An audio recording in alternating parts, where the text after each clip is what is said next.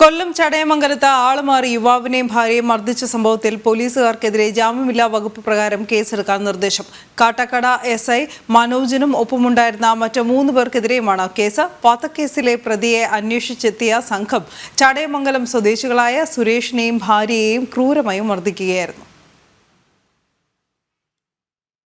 ചടയമംഗലം സ്വദേശികളായ സുരേഷ്, ഭാര്യ ബിന്ദു എന്നിവരുടെ പരാതിയുടെ അടിസ്ഥാനത്തിലാണ് കാട്ടാക്കട സ്റ്റേഷൻ പരിധിയിലെ കൊലപാതക കേസിൽ പ്രതിയെ അന്വേഷിച്ചെത്തിയ SI മനോജും ഒപ്പമുണ്ടായിരുന്ന 4 പേരും ചേർന്ന് ബലമായി കൂട്ടിക്കൊണ്ടുപോവുകയും വാഹനത്തിൽ വെച്ച് ക്രൂരമായി മർദ്ദിച്ച ശേഷം വഴിയിൽ ഉപേക്ഷിച്ചുവെന്നുമാണ് പരാതി. ഞാനും ഭാര്യയും വീട്ടിൽ കിടന്നുറങ്ങിയ സമയത്ത് ഈ പോലീസുകാർ ഗുണ്ടകളെയും കൊണ്ടുവന്ന് ഒരു ആക്രമണവും കാണിക്കേണ്ട കാര്യമില്ല. എൻ്റെ പേരിൽ നിലവിലുള്ള ഒരു കേസോ കാര്യങ്ങളോ ഒന്നുമില്ല.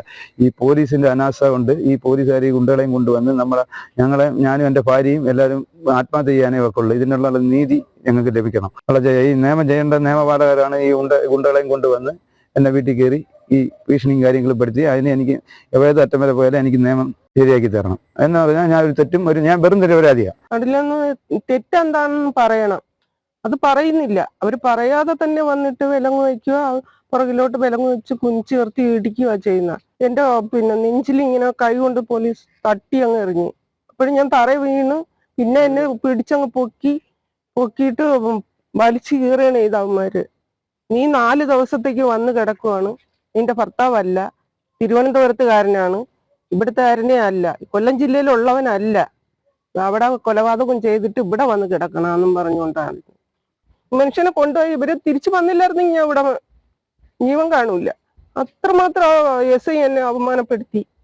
നിരവധി ക്രിമിനൽ കേസുകളിൽ പ്രതികളായവരെയും കൂട്ടിയാണ് SI മനോജ് അറസ്റ്റ് ചെയ്യാനെത്തിയതെന്നും സുരേഷ് ആരോപിക്കുന്നു. ലോക്സഭാ തെരഞ്ഞെടുപ്പിനായി ചടയമംഗലം സ്റ്റേഷനിൽ ഡെപ്യൂട്ടേഷനിലുണ്ടായിരുന്ന സമയത്താണ് SI മനോജ് ക്രിമിനൽ കേസ് പ്രതികളുമായി പരിചയത്തിലാകുന്നത്. സംഭവത്തിൽ സുരേഷിന്റെ പരാതിയിൽ കൊട്ടാരക്കര ഡിവൈഎസ്പിയുടെ നേതൃത്വത്തിലാണ് അന്വേഷണം നടക്കുന്നത്.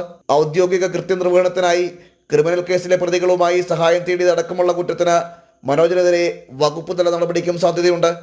ജനം, കൊല്ലം.